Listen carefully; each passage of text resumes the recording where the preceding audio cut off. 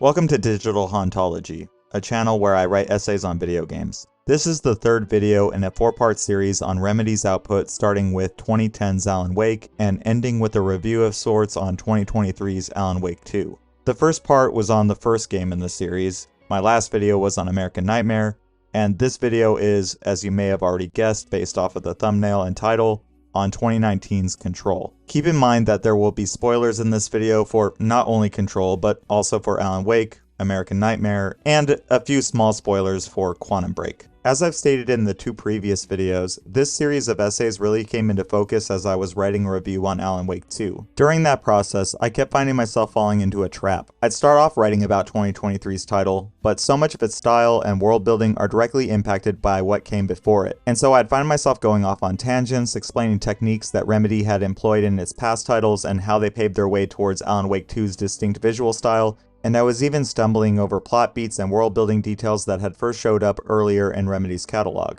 And the main reason for this really stems from today's topic of Control more than anything, as this game serves as the connective tissue that ties everything together in what we now know as the Remedy Connected Universe. But first, a little background on Control's development. After Remedy had released both Alan Wake and American Nightmare, the studio found themselves in something of a dark place, at least creatively, with 2012's Xbox Live Arcade release essentially serving as a truncated version of the sequel that the team actually wanted to make. But with the Xbox One on the horizon, and with Microsoft positioning themselves to use the new platform as an all-in-one media device, the tech giant got into talks with Remedy. They wanted to make a title that would leverage the new console's multimedia functionality and essentially make a game that served as a wrapper for original programming published by Microsoft. And this title was not going to serve as a new entry in the Alan Wake saga. We are working on something new, something big, which of course means that the next big game from Remedy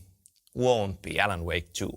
That project ultimately became 2016's Quantum Break, and if you want a deep dive into that title, I actually made a video on that game prior to starting this 4-part series. Check it out if you'd like, but I'm going to keep it brief for this particular video. With Quantum Break, the team at Remedy continued to push their visual style forward, but the game also served as a bit of a departure in some ways. Big set pieces looked incredible, and there were a few instances in which Remedy continued to blend different types of media into gameplay, but the final project was a bit more siloed off than even Alan Wake's American Nightmare in its presentation, as between each chapter of the game, the player would watch a fully produced TV series episode between each play session. And while certain choices like having optional scenes play out in specific episodes of the show depending on what the player did during gameplay were very cool and novel, other choices like having the majority of the show focus on background characters sometimes made the two halves of this project feel slightly divorced from one another. But more than anything, Quantum Break felt like potential realized in some key aspects. With the Bright Falls miniseries, which served as a prologue for the first Alan Wake, and with American Nightmare utilizing live action for some key cutscenes, Quantum Break gave Remedy the opportunity to fully realize their cinematic potential as they produced what is ostensibly a first season of a cable sci-fi series, even if some moments and costume designs made it feel more like something from the CW network at times. Maybe Cara Danvers is tougher than you think.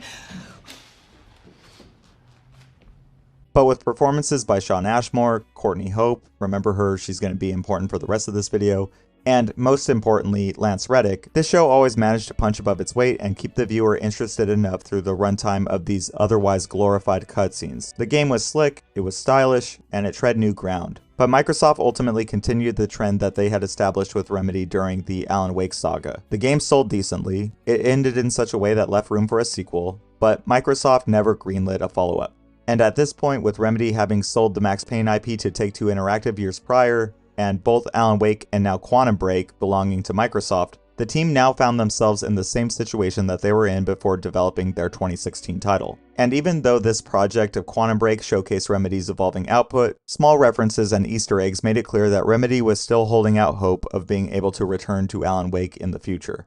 With Quantum Break, Alan's presence could be felt throughout the project. There's a blackboard found in a classroom in one of the game's early levels that more or less shows a college professor was doing a lecture on the abandoned writer, but more importantly, there is a TV in a college courtyard which plays a fully produced teaser relating to Alan Wake 2, with some of the details such as characters by the names of Alex Casey and Saga Anderson being sketched out in this little vignette that predates the final version of the game that we got in 2023. But even before Quantum Break was completed, a small team within Remedy began developing some of the earliest assets for what would eventually become 2019's Control. Unsatisfied with their experience during the development of Quantum Break, with Microsoft's influence ultimately taking away some of the team's creative control in certain aspects, and with the corporation all but sealing Alan Wake's fate, the team decided to end their publishing partnership with the tech juggernaut, with Remedy deciding to look into different strategies when it came to funding and forging partnerships with new arrangements when it came to publishing their future titles. In 2017, Remedy went public on the stock market, and development on what they were internally referring to as P7 began in earnest. But there was one huge problem with Remedy deciding to forge ahead on their own. With their first hit of Max Payne having been sold off to Take-Two and Rockstar over a decade prior, and with their follow-up IPs being retained by Microsoft, in 2017, Remedy only held on to ownership of their first IP of Death Rally, meaning the team would have to create entirely new properties as they moved forward into this new era. But when it came to P7, the team had a clearer vision of what type of game they wanted to make than arguably ever before in their history. When looking back at Quantum Break, Mikhail Kasurian, director of Quantum Break, lead gameplay designer of Alan Wake, and the person tasked with directing P7, is on record saying that Quantum Break leaned far too heavily on its cinematic structure and presentation, recognizing that Remedy's last project had become too linear and that its multimedia ambitions had taken away from the gameplay. And with that in hindsight, one of Kasurian's first creative choices was to move this new project into a more open-ended design, with exploration, player expression, and replayability being fundamental tenets of this new title. And with Sam Lake on as the creative director and writer, and Anna McGill, known for writing on Dishonored, Murdered Soul Suspect, and Guild Wars 2 on board as the narrative lead, the plot began to take shape with an emphasis on the weird, as the narrative team began to incorporate influences such as Mark Z. Danielewski's House of Leaves, Guillermo del Toro's The Shape of Water, and most importantly, the online collaborative science fiction project known as SCP, or Secure, Contain, Protect. But more on that later.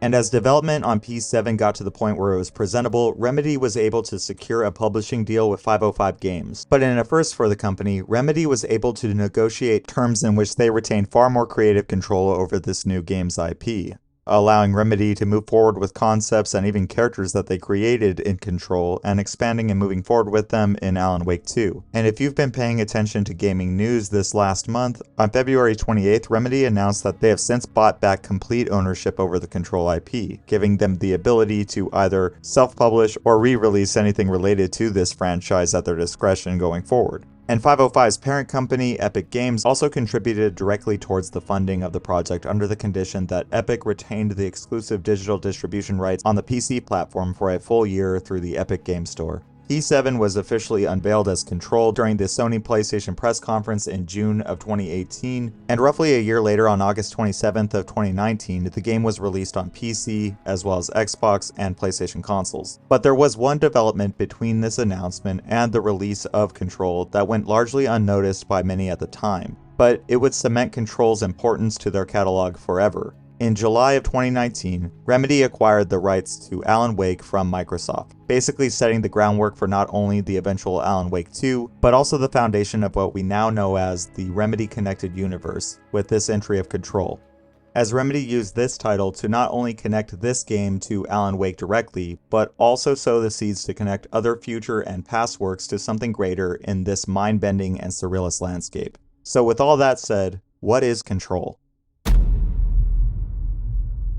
And we're on this planet, and Einstein's physics showed it, Max Planck's physics showed it, there's at least 12 dimensions.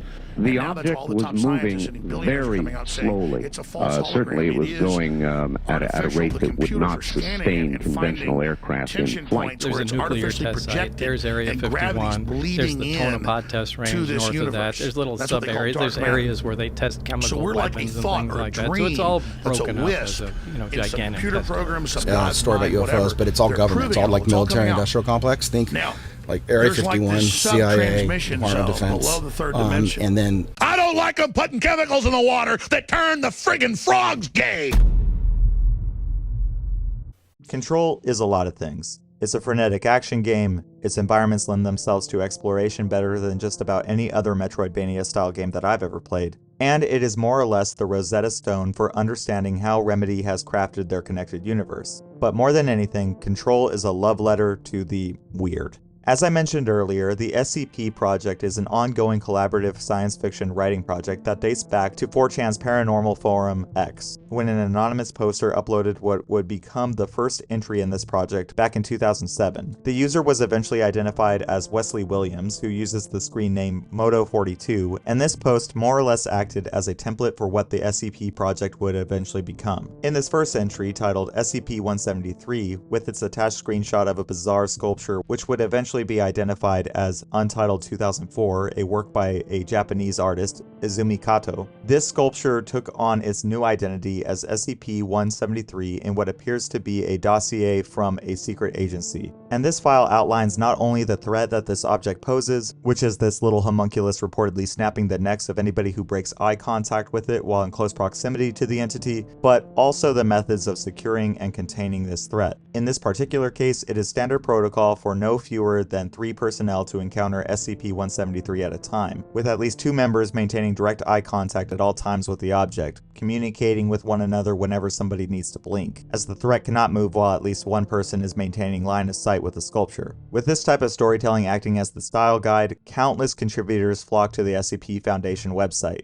writing, editing, and contributing further work to the project by creating similarly structured dossiers on other paranormal phenomenon. Eventually, particulars and backstories were fleshed out, recurring themes would become apparent, and even writing styles like redacting certain sensitive information from the files became commonplace. And the influence that SCP and this style of writing has had on pop culture, especially in developing online aesthetics, cannot be overstated. Between the countless YouTubers, creepypastas, video games, and even adjacent media seemingly unrelated to SCP have definitely borrowed or downright lifted some of their ideas from this collaborative project. And SCP's influence is all over Control, but that much will become obvious in just a little bit.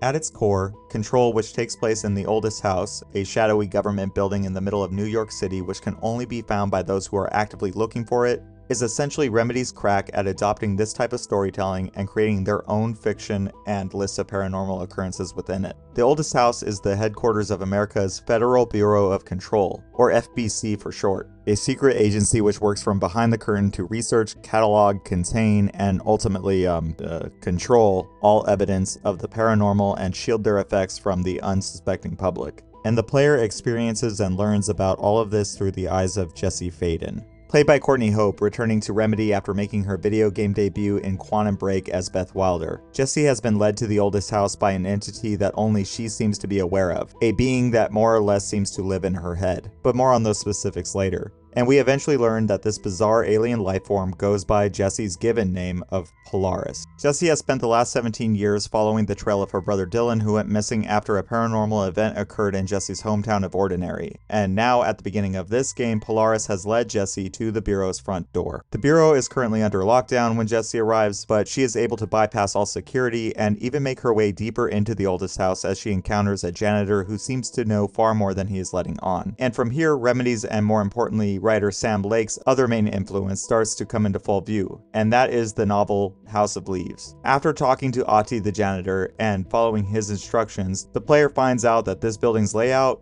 it doesn't quite make sense according to Euclidean geometry, as the same hallway that you had just passed through on your way to Ati gives way to the very same hallway, effectively putting you back where you started, but now there is an elevator where no such thing existed before. In Mark Z. Danielewski's novel, a single-family home begins to bend and contort, completely defying the laws of physics. And what starts off as just a standard home in the suburbs begins to sprawl and become maze-like as doors and staircases begin to materialize out of nowhere. But outside of the Oldest House sharing that particular trait, as the government building is later revealed to be in a constant shifting state, Danielewski's other metafiction bent is also added to Control, as in the novel, footnotes, appendices, and all sorts of other fictional references are baked into the book to keep the reader bouncing back and forth between what's on the page and what's been written into its supplemental material. Like certain phenomena from the SCP Foundation and House of Leaves, Control's environment is constantly in a state of flux, but exploration also leads to further understanding of this building, as even early on, documents and inter-office correspondence can be found. Some straightforward enough, like lists of prohibited items, and some that are almost completely blacked out by redactions, with each one of these documents offering to help piece together the mystery surrounding this place. But as strange and surreal as the twisting brutalist architecture of the Oldest House is, it is nothing compared to the actual conflict that is occurring in the building upon Jesse's arrival. Upon exiting the elevator, now in the executive sector, Jesse makes her way deeper into this administrative section when a shot rings out from the director's office. And once inside, we see that the Bureau's leader has ended his own life, with a strange weapon laying next to his still warm body. Polaris, the voice inside of Jesse's head, instructs the woman to pick it up, with Jesse only offering the slightest resistance before doing so. Once she touches the weapon, a pretty grim scene plays out. Jesse, or at least the conscious part of her psyche, is transported to a bizarre realm where a seemingly sentient black pyramid reaches out to her using cryptic doublespeak.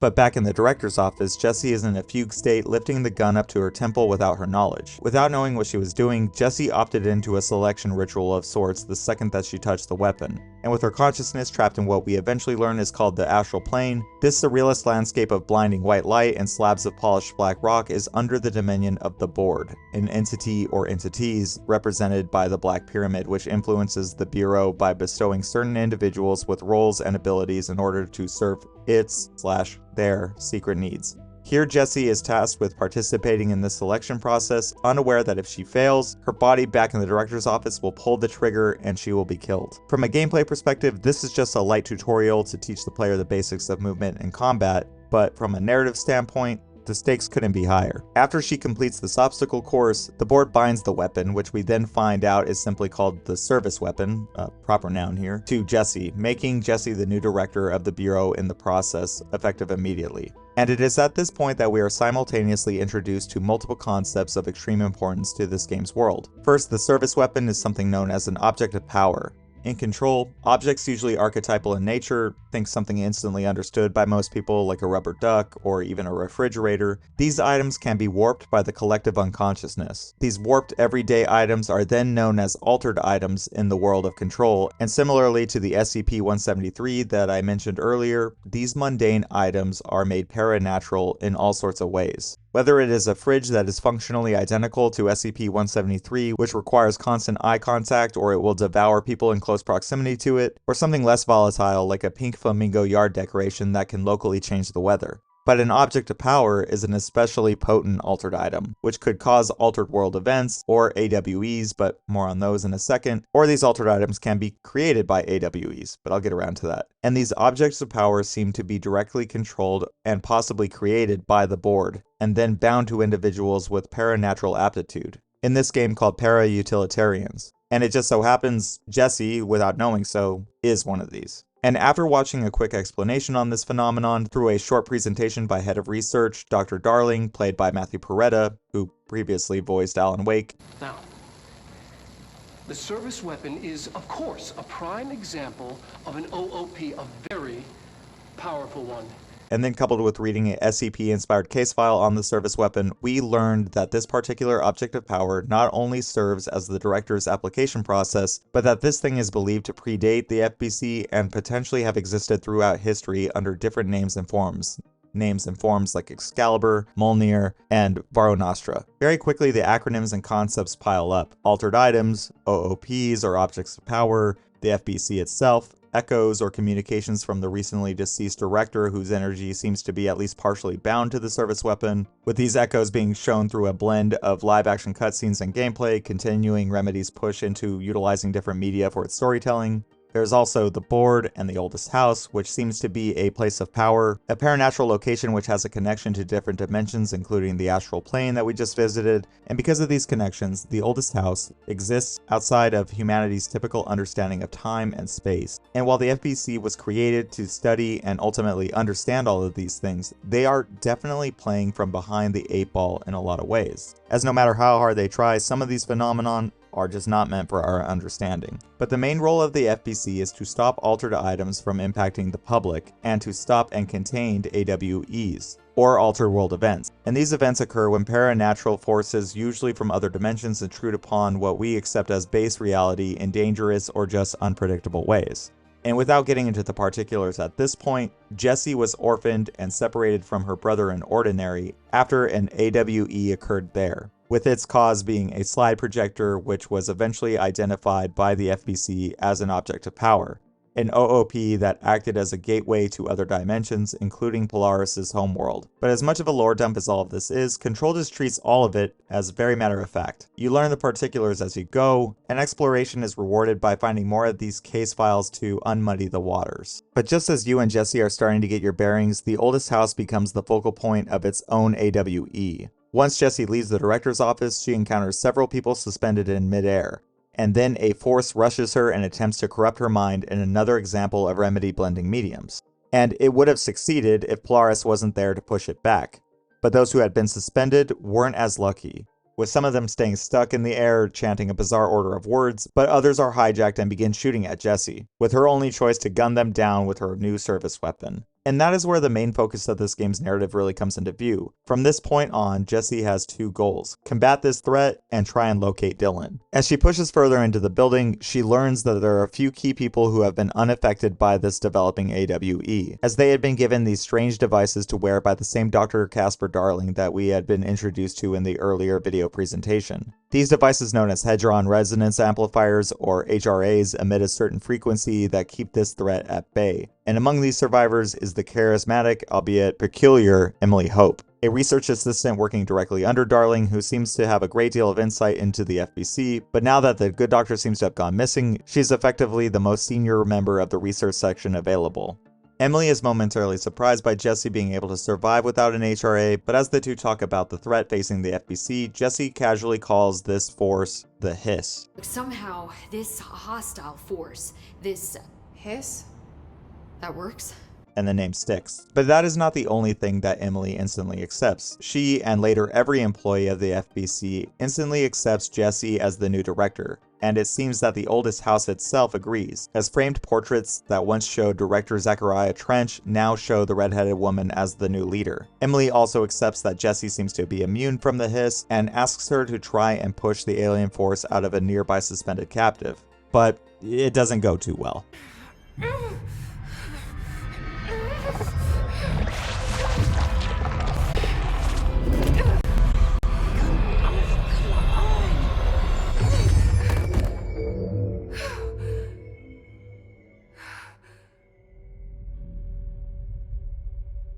But this is pretty much all the setup that is needed to understand what is going on in this game. From here, Jessie still has her same two goals: find Dylan, but in order to do that, she must help various people in the FBC to learn the specifics about her brother and where he is at, and all of this while she fights off the hiss. And along the way, she becomes more and more powerful by increasing her firepower through not only new weapon forms of the service weapon granted by the board, through a rudimentary crafting system, but also through finding and binding herself to new objects of power. When the game fires up, Jessie has a pistol that she can hip fire and aim down sights with, but other than that, she has a pretty undercooked melee attack, and then she can sprint and take cover by ducking. And in this state, she is pretty weak and goes down easily. But after finding things like Launch, a telekinetic ability granted by the board after finding an altered floppy disk that used to house nuclear launch codes, this allows for her to grab objects with her mind from the environment, whether it be a fire extinguisher, ripping a piece of concrete from the walls of the office building, or eventually escalating to the point where she can throw full-sized forklifts to blow holes in walls and demolish the scenery. Similar items like a fiberglass horse that used to belong to a merry-go-round allows for her to zip through the environment, not only evading oncoming fire, but also ripping through office spaces, reducing them to a shower of broken particle board and debris as stacks of paper fly through the air.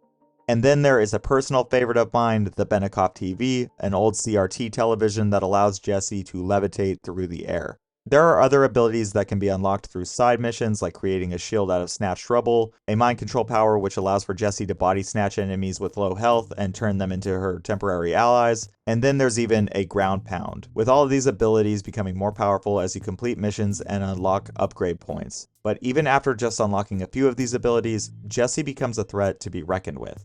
And then there are collectible mods, which function like perks from any Call of Duty game over the last decade, and these mix things up by offering all sorts of options, from increasing Jessie's health, to lowering cooldown times on abilities, to recharging Jessie's health whenever she picks up these dropped crystals from downed enemies. There are mods for each unlockable weapon type as well, but typically, even though there is always room for nuance, these are a little bit more straightforward, at least at first, as you are typically always going to prioritize DPS and reload times. And once you have access to even some of this kit, the game changes drastically. In the beginning of Control, it is not a bad idea to move slowly, aim down sights, and take pot shots at the hiss. But once things swing to your favor, this becomes a game of running and gunning. Dash through combat zones spraying from the hip, grab an environmental object using launch, throw that into a crowd of enemies, and then take off into the air to rain hell from above as all of the enemies that you've been fighting are dealing with the chaos that you've just caused. In this regard, Jesse's kit feels like it cashes in on the potential of things like Max Payne and Quantum Break's combat. As with Max, you always felt deadly, but his bullet time edged things into full-on power fantasy territory. And Jack Joyce, while his time powers were definitely a step up in power levels, the structure of that game made it so that you had limited encounters to actually play with those mechanics. But here in Control, Jesse is easily the most powerful of any of Remedy's protagonists. And when paired with awesome sound design and effects, frantic pacing, and the already mentioned environmental damage design, these fights feel cinematic and chaotic in such a way that this just might be one of my favorite third-person shooter kits, with only Platinum Games Vanquish coming close. With the only slight complaint coming from how, at least in the main campaign, some of the weapon types are clearly better than others until you get the more exotic mods from the DLC chapters. But outside of that little nitpick, the combat here is rock solid. Remedy has always been known for having tight and responsive mechanics, but Control takes all of that experience and refines it to a razor's edge. Everything is fluid here to the point where it calls games like Quake and Unreal Tournament to mind. Jessie zips around the environment at a speed that feels superhuman, and with her dash canceling about every possible animation she can get locked into, you always have the ability to adapt your approach on the fly. Even using the dash at the last second to avoid taking fall damage in more ambitious vertical firefights. And with launch always contextually grabbing the nearest thing available, you are always just a split second away from turning the tide of battle in your favor. It's all just snappy as hell, to the point where it makes Quantum Break feel stiff in comparison. And with just the perfect amount of aim assist on gamepads, this is just one of the best feeling games that I've ever played. When it comes to the structure of the game, this is a Metroidvania. There is a critical path, of course, and feel free to stay on just that linear progression if you want to miss out on a lot of world building, abilities, and even unlockable costumes, but Control is best played by slowly exploring this sprawling building. Office spaces give way to different departments give way to their own sections, with wall signs pointing you towards new and strange discoveries around every corner, and you are never far from picking up a new document, listening to an AM radio recording of a supernatural call-in show called America Overnight that is modeled almost one-to-one after Art Bell's Coast to Coast AM, complete with a synth bass intro. You're listening to America Overnight. Ghosts. We've had many callers over the years tell us of hauntings, voices, and other phantasmagorical phenomena. I'm a student of religious demonology and help the local clergy when dealing with cases of possession. To keep my skills sharp, I spend a fair amount of time in cemeteries, interacting with and photographing spirits. A real-life show that ran in America from 1988 to 2003. It was a late-night call-in show where Art would field calls and discuss conspiracy theories, the paranormal, and very commonly, UFOs. Art Bell was known for his dry delivery that almost bordered on indifference to each caller, but no topic was ever off limits. And while the man himself may have had his own weird libertarian bents, the content of his show was endlessly entertaining. When it comes to the storytelling and Control, it is always less about what is being told and more about how it is being told. The plot with Jessie trying to find her brother, while it acts as a solid enough carrot on a stick to keep things moving, even if it does end on a slightly subdued note, this plot is really there for you to feel like a full story has been told by the end. But exploring ventilation shafts and taking on janitorial side jobs lead you to a battle with a sentient clog. What the hell is that? Locating a wall with a poster of a destroyed wall on it telegraphs that you can break this barrier down with launch and find new mods. Inter-office correspondence tells you that someone lost their entire bathroom when the building decided to shift its floor plan unexpectedly, and another office covered in yellow sticky notes showcases the effects of a more benign altered item. And case files even layer upon one another as you learn that the aforementioned America Overnight call-in show is a product of the FBC, used as both a psyop in order to get the public to understand some basic paranormal concepts while simultaneously undermining their very existence. But the show is also used as a way for the FBC to locate potential altered items and ongoing AWEs. And even real-life conspiracy theories and their supposed cover-ups are played for laughs in this world building, as exploring through the communications sector will give you a case file on the Havana AWE, in which staff at the American embassy in Cuba randomly started suffering cognitive issues, dizziness, and fatigue. This is a nod to the documented Havana syndrome, which supposedly affected over 200 American and Canadian officials in Havana, with the real cause of this condition being largely unknown. But since the syndrome was documented, there has been a widespread conspiracy theory speculating that this damage was caused by an experimental Russian weapon that fired off a specific microwave frequency. But here in Control, it was caused by an altered item, in this case, a single cowboy boot.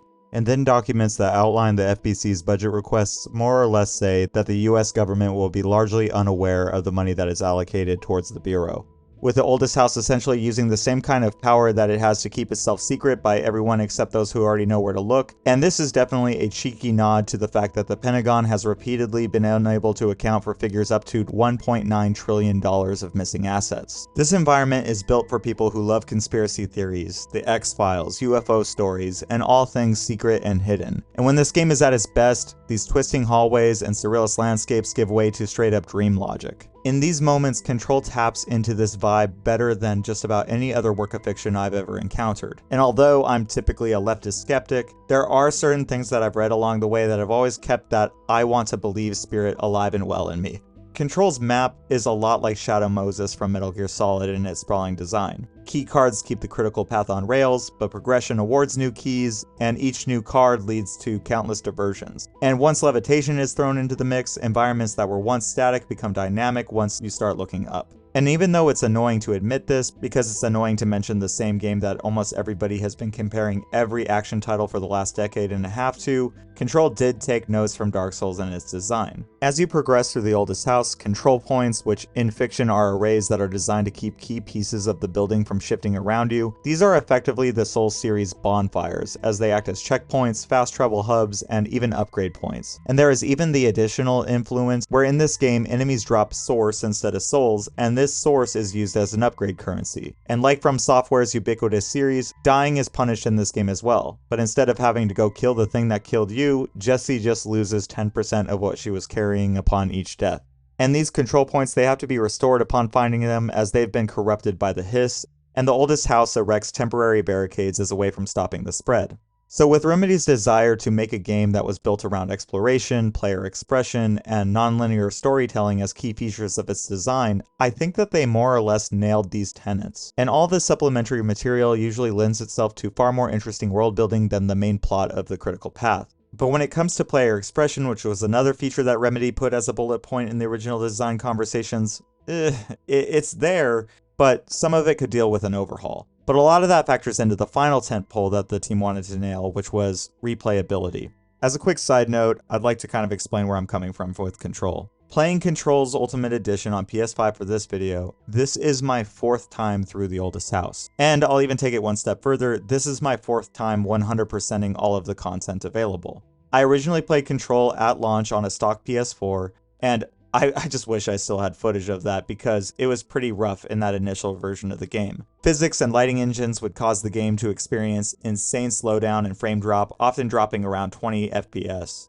But even back then in that jank version, I found the world and some of its design philosophy to be interesting enough to keep me in the experience. I did all the side quests, I found every collectible, I upgraded everything I could. I even played the side mission, which was available from downloading the Season Pass on last generation's machines, in which Hideo Kojima of Metal Gear Solid fame plays Japanese Dr. Yoshimi Toki. This being a crossover cameo of sorts, with Kojima scanning Sam Lake into Death Stranding to be a model used for the veteran Porter who Sam can encounter on his mission, and Kojima playing this doctor in this game. In this extra mission, the doctor guides Jessie through a guided meditation of sorts in the extrasensory lab. It's nothing too wild from a gameplay perspective, mostly just a walking simulator as Kojima rattles off in Japanese and is then relayed to Jessie in English through a translator. The machine has run off with your favorite soda. Chase it. But it is bizarre and goofy in a very fun way, and it is certainly a fun little diversion. But I feel the need to point out something really annoying when it comes to this mission. I understand that this sequence was used as an incentive for purchasing the Season Pass that potentially came with a bizarre sort of licensing agreement, but during this playthrough of the Ultimate Edition of Control on the PS5, this mission is inaccessible. Meaning that if I wanted to go back and see this content again, I would have to replay the "but we have Control at home" version for the PS4. I understand that this is probably left out of the Ultimate Edition for a reason, but it does certainly make this version of the game feel decidedly less ultimate.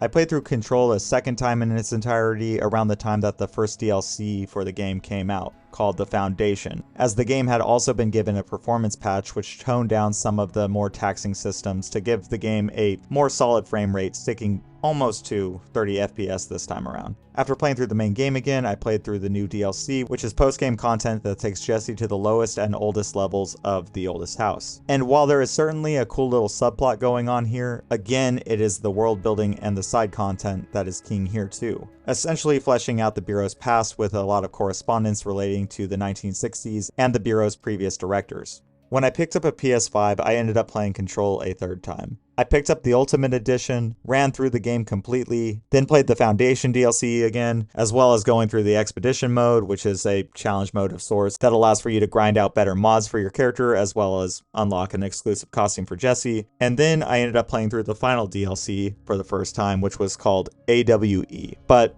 I'll circle back to that one in a bit. And now for this video, I've played through all of that content all over again. So, yes, the game is incredibly replayable, at least for me. 4 playthroughs in just under 5 years replayable. But that is mostly stemming from my love for this game's environment, its world building, combat, and just overall vibe. And even in this most recent playthrough, I found myself catching small little details that I just hadn't noticed the first 3 times around, if you'd believe it. Documents referencing supplemental material came into clearer focus, and then connections to previous and even future Remedy games took on deeper meaning while I ran through the oldest house for the 4th time. New wrinkles on character builds came into light for the gameplay, and my appreciation for this game's combat engine continued to grow as I experimented more this time around than I ever had in the past. But from a design standpoint, these were not the only things present in this title to keep players locked in, and instead the team at Remedy decided to take on a more procedural approach to their design than ever before. And it is really in that approach where I feel that this game is at its weakest. Amidst the Metroidvania design and disjointed storytelling are RNG elements tied to all upgrade systems and customization. The mods which I had mentioned earlier as perks and upgrades for not only Jessie but also her weapons, these can be found in the environments and standard chests, but they can also drop at random from defeated enemies. And each of these mods comes with varying levels of rarity, which increases their effects. And this is fine in theory, but when coupled with the bizarre choice of only allowing Jessie to hold a finite amount of these mods, and the fact that a great deal of them are going to be either duplicates of something that you've already found a stronger version of, or just kind of silly in their design altogether, it means that most of these mods are effectively useless the second that you find them, causing the player to constantly micromanage these upgrades, turning them into currency every time you hit your limit. And with each weapon form sharing from largely the same pool of upgrades, this micromanagement can stop the pacing for a few moments at a time just to compare and contrast these little augmentations. There's nothing inherently wrong with this system, but by the time you are neck deep in the DLC chapters, a new suite of mods has been added to the experience, and while some of them might allow for a few niche builds, most of them are far too situational to justify bouncing back and forth in menus. And when you go out of your way to find the truly unique, one-of-a-kind mods that are tied to exploration,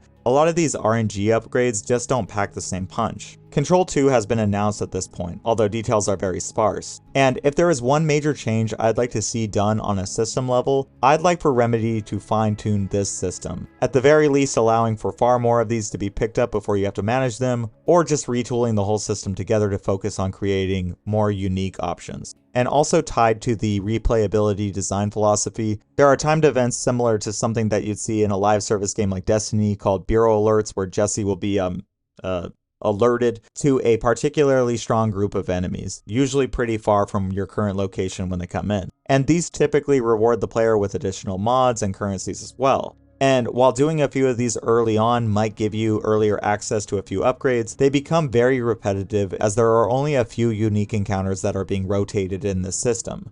And then there's the equivalent of Skyrim's Radiant Quest system called board countermeasures, in which a pool of endless diversions that operate similarly to the alerts, but these are more like little challenges that you can tick away at in hopes of getting some random upgrades. And all of these replayability systems, they are all fairly inoffensive diversions that can sometimes be appreciated. In instances when you've decided to explore a particular section of the oldest house on your way to a side mission, and these alerts and countermeasures just so happen to align with what you're already doing, right on. And the rewards can be worth your time. but I found myself unwilling to drop what I was doing fairly often, especially on this 4th playthrough, because the juice just wasn't worth the squeeze in a lot of these cases. And these systems just felt like a way to pad out the playtime more than anything. The rule of thumb with Control is pretty straightforward. All authored content, main path and side missions alike, these are satisfying and some of the most fun that I've had in a game like this ever. Whether Jesse is traveling through the Ocean View Motel, an interdimensional hub of sorts that operates off of dream logic and the rule of threes, or battling your way through a threshold between dimensions in which antique clocks have endlessly replicated themselves and are being utilized by a sentient boat anchor to keep itself safe, Control keeps things fun and tight whenever you can feel Remedy's presence in these encounters and environments. But the randomized content, specifically built in to lengthen playtime, it's there.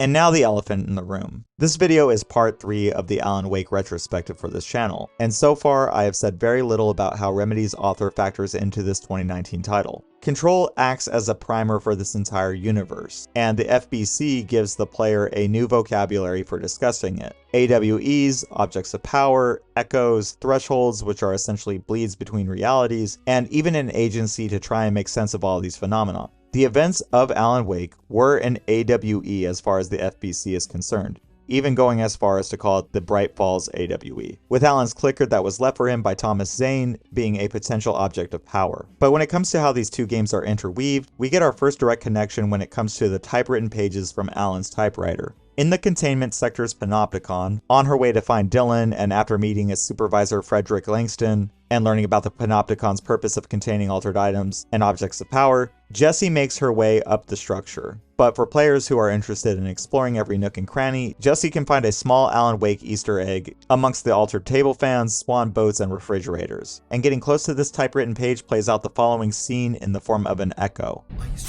Fiction ends and reality begins. Here, they're all the same. It's a hideous trap, my every thought made real. Fear, desire.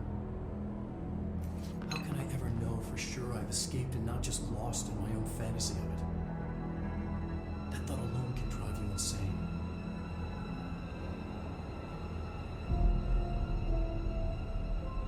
And located near this page is a document spelling out that this page of Wake's manuscript is an altered item, and the text even explains why they appeared to glow in the darkness in the original Alan Wake game. But the connections do not stop there. Documents that reference the Bright Falls AWE, references to Tom Zane and the Anderson brothers, and later even connections that place their band, the Old Gods of Asgard, firmly into this universe. Even mundane things like Alan Wake's collectible coffee thermoses are explained in detail. And even the Twilight Zone-inspired TV show Night Springs, it has a connection to this universe when you find that the FBC essentially rebooted the show after its initial hiatus in order for the agency to spread more misinformation to the public as they had done in America overnight. And some documents even connect the dots that Alan might be a potential peri-utilitarian like Jessie. But where these connections are largely Easter eggs in the sense that they can be missable, Jessie herself references a poem by Thomas Zane in a recorded therapist session found on the Critical Path. You mentioned a poem last time we talked. By Thomas Zane? Yes. Beyond the shadow you settle for, there's a miracle illuminated. I looked the poem up. Only I couldn't find any poet by that name. I did find a European filmmaker who moved here in the 60s, named Thomas Zane. What? But none of this compares to the full-on lore dump and setup for the then potential Alan Wake 2 than the DLC chapter known simply as AWE. This particular chapter crashes both franchises into one another to the point where neither can exist ever again without the other. Taking place in the lockdown investigation sector, this whole section of the game is dedicated to connecting Alan Wake to Control. From the FBC perspective, Dr. Emil Hartman was found after the Bright Falls incident, but his time in the dark place twisted him into a monster. And with the Hiss invasion, this twisted form basically combines with the alien forces to create a threat that even the FBC could not see coming. Jessie explores the investigation sector in this chapter, and in doing so, she regularly comes in contact with echoes from not only Wake, but Zane as well. And in one of these echoes, we learn that the Hiss's ramblings are not as random as they may have once seemed, and that our writer was not only responsible for them, but potentially this entire Hiss invasion in an attempt to write himself out of the dark place that he had been trapped in for well over a decade at this point. Wake had to escape. Write his escape. He was already out. He wanted to make it true. Wake needed a hero. A hero needed a crisis. For the part in the story about the government agency, Wake needed something special, something to convey an alien force mimicking human intelligence. Something that can't be translated. Translated. Wake channeled Burroughs and Bowie. He cut up sentences and words. Orange peel. You are home. Insane. He put them in a shoebox. He pulled out the words. Wake created a Dadaist poem. He'd try anything once. Or had he tried this before? And then there's the final sequence in this DLC chapter, which foreshadows a future AWE being detected in Bright Falls. And even characters like Alice Wake are referenced as having been in contact with the FBC after Alan's first outing. But again, there are more connections to Remedy's larger universe when we meet Dylan Faden in the main game. Dylan was taken in by the FBC after the ordinary AWE. And while Jesse was able to get away from the FBC and was able to stay in constant contact with Polaris, Dylan was kept by the agency after he was identified as a potential para-utilitarian. He was imprisoned, tested upon, and subjected to all sorts of indignities as Darling and Trench tried to figure out if this young man had what it took to become the prime candidate for the future director of the FBC. But these plans backfired when Dylan stopped cooperating and became violent. When Jessie meets up with her brother after all this time, it is not the reunion that she had hoped for. The FBC had already broken so much of the brother that she used to know. But given the fact that Dylan wasn't wearing an HRA when the Hiss came in, he was also corrupted. But given Dylan's apparent aptitude for dealing with the paranatural, he was able to control this corruption to a certain degree, with the takeover being a little less than complete. When we talk to Dylan, it is hard to parse his words. An earworm is a tune you can't stop humming in a dream. Baby, baby, baby, yeah. Just plastic. So safe. Nothing to worry about. Funny. How much of this is trauma? How much of this is just the Hiss talking? How much of this is just something else entirely? But in some of his more coherent ramblings, he says the following things which are pretty direct connections to Max Payne and Quantum Break. Maybe it's all a dream. Maybe it's all real. Dream where my brother endlessly tells me about his dreams. I was in a dark place, and there was a dark man there. His name was Mr. Door, and he told me that there are many worlds, side by side, on top of each other, some inside of others. In one world, there was a writer who wrote a story about a cop. In another world, the cop was real. I had already stated before that Remedy did not hold on to the rights of either of those IPs at the time of this writing. But between this monologue and some stuff that occurred in the future Alan Wake 2, we can see that Remedy has been able to connect all of their work together at least in some fashion. But the connections between Alan Wake and Control are the most clear. Control is a hell of a game. Its action is satisfying for its full runtime, the oldest house and everything contained within its walls is just a joy to explore, and between the blending of mediums that create the echoes for characters like Trench and Alan Wake and the seamless transitions between the oldest house and the Ocean View Motel, we can see that Remedy was hard at work to refine their trademark style. And even ideas like having big set pieces set to music from Poets of the Fall, or in this case the Old Gods of Asgard, are present and accounted for here.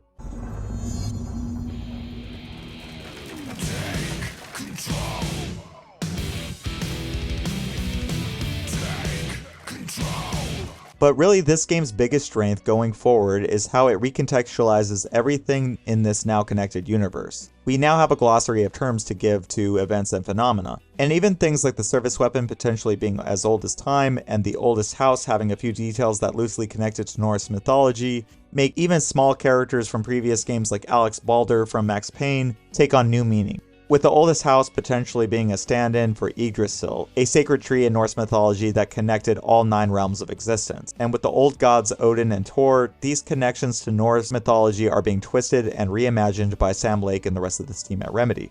And with Remedy always staying so iterative in their writing and design philosophy, you can always feel the rough edges being sanded down with each new release. tricks to avoid situations in which main characters talk to themselves to relay information to the player. These have gone from Max Payne's metaphor-laden soliloquies to Alan's manuscript pages. And while Jessie having an alien in her head might not be the most elegant version of this trick, it does the job and it makes sense within this game's fiction. Jessie, in a lot of ways, is the weirdest Remedy protagonist. She is not the reluctant hero at all. Right after the pyramid spoke to me and it was just noise and I understood every word. And this gun's alive. You know what? I'm happy. Happy to be here. She stumbles into a cosmic ocean of bizarre possibilities and dives in headfirst. And although this cavalier attitude and the gonzo tone of this whole title might make her the least relatable, she is a strong enough lead in at least some key moments. And even when it comes to Remedy's writing of female characters, which I've pointed out as a problem in past titles, between Quantum Break, Control, and Alan Wake 2, it seems that the team has mostly shed their bullshit pre-Gamergate cringe by this title, even having a few characters that at moments could pass the Bechdel test. And so even though this game's storytelling might be the most obtuse, I did find it to be one of the stronger entries in Remedy's catalog, even if your mileage might vary depending on how much you are moved by more character-driven stories. Alan Wake and its sequels are what brought a lot of players to Remedy's work. I like Max Payne just fine, but it was Alan Wake that made me a lifelong fan. But as much as those games tell stories that resonate with me and a large portion of the fan base, I get the feeling that it is with the FBC and the eventual Control 2 that we will be able to fully understand the greater designs of Remedy's work. But these connections work in both directions. And in the next video, the final video of this series on Alan Wake 2, it will become clear that the FBC is here to stay and that the events of Cauldron Lake have now come to take on greater meaning. If you made it to the end of this video, thank you for watching. And if you enjoyed the video, please consider dropping a like, comment, or if you want to see future videos, hit subscribe. This channel just hit its first huge milestone of 1,000 subscribers, and I plan on addressing what that fully means to me after I've wrapped up this Alan Wake retrospective series, but just know that if you are currently subscribed, I'm incredibly thankful. I never thought that this channel would hit 100 subscribers. So now that we're here, I don't really know what to say other than thank you. But that is going to be it from me today, and hopefully I'll see you in the next video. Until then, you are all beautiful people, and I hope you have a great day.